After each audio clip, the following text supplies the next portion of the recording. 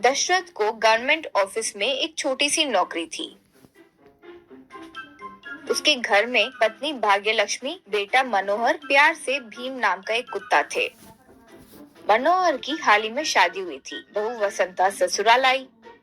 वो बहुत मुफ्त है, ये जानने के लिए उस घर के लोगों को ज्यादा समय नहीं लगा। सबके सामने चिल्लाते हुए हुकूमत चलाने लगी। पति मनोहर भी उसके हाथों में एक कठपुतली की तरह हो गया था। वो देखकर दशरथ भाग्यलक्ष्मी बहुत दुखी हुए। एक दिन उनके घर के सामने गवर्नमेंट के नल के पास लोग क्यू में पानी भरने के लिए खड़े हुए थे। उनके साथ भाग्यलक्ष्मी और भीम भी खड़े थे। इतने में घर से बाहर आकर वसंता जोर से चिल्लाते हुए, इतने से पानी भरने के लिए इतना इतना समय किए तो हमें चाय कब मिलेगी, टिफिन कब दोगे? यहाँ मैं और तुम्हारा बेटा भूख से मर रहे हैं। वैसे म्युनिसिपालिटी वाले पंप कल ही लगाए, उसके पहले पीने के लिए तालाब का पानी से ही तो भरते थे, जाकर वहाँ से लेकर आओ। यूं पुकारी। भीम को गुस्सा आया तो वो यूं पुकारा, छी बेकार का कुत्ता, कहते हुए अंदर गई। ऐसे भाग्यलक्ष्मी भीम जाकर तालाब के पास गए। वो जाकर बहुत देर हो गई थी। घर में दशरथ। लक्ष्मी जाकर बहुत देर हो गई है, क्या हुआ है देखो जरा वसंता। यूं कहा। तब वसंता, जी कहाँ जाएंगे, तालाब के पास बातचीत में लग गए होंगे, आ जाएंगे, छोड़िए, यूं बोली। लेकिन फिर भी अशांत होकर दशरथ वहीं देख रहा था तो एक लड़का भागते हुए आकर, दादाजी दादाजी, दादी के पैर फिसलकर तालाब में गिर गई है वो। भीम तुरंत तालाब में कूदकर दादी की साड़ी पकड़कर खींचकर लेकर आया, लेकिन दादी मर गई। बहुत सारा पानी अपने अंदर ले लिया, ऐसे वहाँ के लोग कह रहे हैं। यूं कहा दशरथ। हे भगवान, यूं कहकर बहुत दुखी हुआ।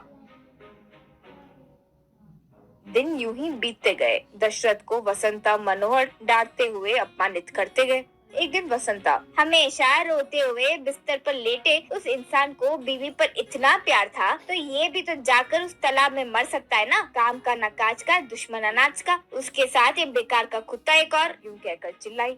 वो सुनकर दशरथ बहुत दुखी हुआ। उस रात दशरथ भीम को ले जाकर घर से निकल गया।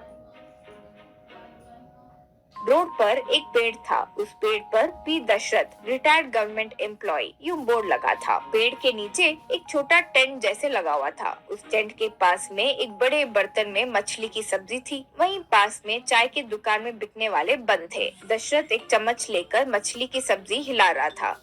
तब पोस्टमैन आकर, दशरथ भैया, आपको पेंशन के पैसों का मनी ऑर्डर आया है। यूं कहा। दशरथ, आओ भुवन मिश्रा, 5 मिनट बैठो, मैं जो मछली पका रहा हूँ वो खा कर तो जाओ।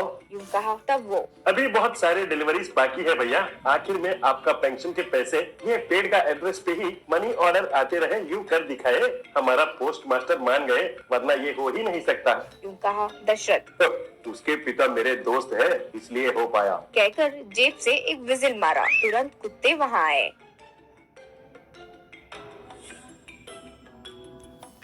दशरथ भीम के साथ इन कुत्तों को भी फिश करी परोसा।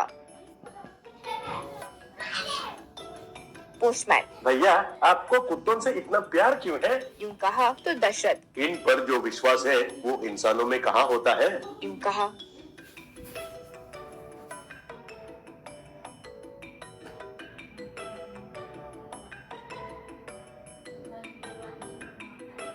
दशरथ एक दिन कुत्तों को खाना दे रहा था। इतने में बैंक से पैसों का थैला लेकर 2 अमीर लोग बाहर आ रहे थे। ठीक तभी 2 चोर बाइक पर आकर उनके हाथ में से थैला चुराकर भाग गए।